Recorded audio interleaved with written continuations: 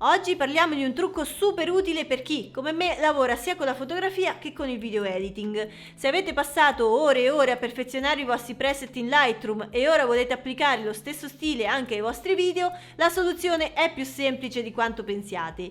Esiste infatti un metodo per trasformare un preset di Lightroom in una LUT, così da poterlo utilizzare direttamente in Premiere Pro, DaVinci Resolve o Final Cut Pro. Vi spiego tutto nel dettaglio, passo dopo passo, così potrete iniziare subito a sperimentare. Partiamo! Per prima cosa abbiamo bisogno di un piccolo programma che ci aiuterà nella conversione. Si chiama LUT Generator Tool e si può scaricare facilmente online.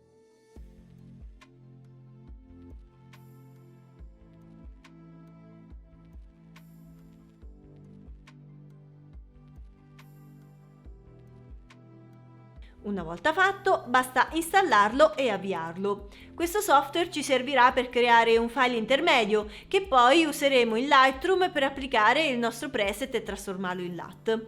Ora che il programma è installato e avviato, la prima cosa da fare è generare un file AL, che è un particolare formato che ci aiuterà nel processo di conversione. Il tool ci permetterà di salvare questo file e successivamente lo importeremo in Lightroom come se fosse una normale immagine. Questo passaggio è fondamentale perché il file AL sarà il ponte tra Lightroom e la LUT finale. A questo punto apriamo Lightroom e carichiamo il file AL appena caricato. Il nostro obiettivo ora è applicare al file lo stesso preset che vogliamo trasformare in LUT. Semplicemente selezioniamo una foto su cui abbiamo già usato il nostro preset preferito, copiamo le impostazioni e le incolliamo nel file AL. Ma attenzione, non tutte le impostazioni devono essere copiate. Parametri come nitidezza, riduzione del rumore, correzioni dell'obiettivo o effetti come la vignettatura non devono essere inclusi nella conversione perché potrebbero creare problemi nel video editing. Questi aspetti è meglio regolarli direttamente nel software di montaggio.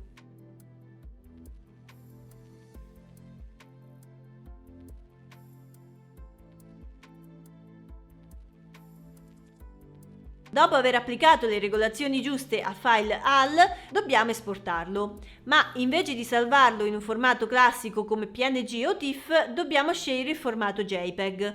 Questo perché il tool che useremo per la conversione successiva funziona con questo tipo di file. Una volta esportato il file AL modificato, torniamo nel generatore di LUT e cerchiamo l'opzione per convertire in formato .cube. Selezioniamo il file JPEG appena creato e avviamo la conversione. In pochi secondi otterremo il nostro file LUT che potremo usare per applicare la stessa color correction ai video. Ora che abbiamo la LUT, dobbiamo solo importarla nel nostro software di video editing. Il processo cambia leggermente a seconda del programma che usiamo, ma in generale il procedimento è molto simile. Se utilizziamo Premiere Pro, apriamo la sezione Effetti, cerchiamo Correzione colore e all'interno troviamo l'opzione per caricare una LUT personalizzata. Basta selezionare il file .cube e il gioco è fatto. Se invece lavoriamo con DaVinci Resolve, andiamo nella scheda Color, apriamo il menu LUTs e aggiungiamo il file nella libreria. A quel punto possiamo applicarlo direttamente ai nostri clip video. Per chi usa Final Cut Pro il procedimento è altrettanto semplice, basta aprire la sezione degli effetti, selezionare LUT personalizzata e importare il file appena creato. Una volta caricato, la LUT sarà pronta per essere applicata ai video. E questo è tutto. Seguendo questi semplici passaggi potete finalmente utilizzare i vostri preset di Lightroom anche nel video, senza dover rifare la color correction da zero ogni volta. Questo metodo è particolarmente utile per chi lavora con la fotografia e vuole mantenere una coerenza visiva tra le immagini e i filmati, o semplicemente per chi desidera un workflow più veloce ed efficace. Se questo tutorial vi è stato utile lasciate un bel like e iscrivetevi per altri video su fotografia e video editing.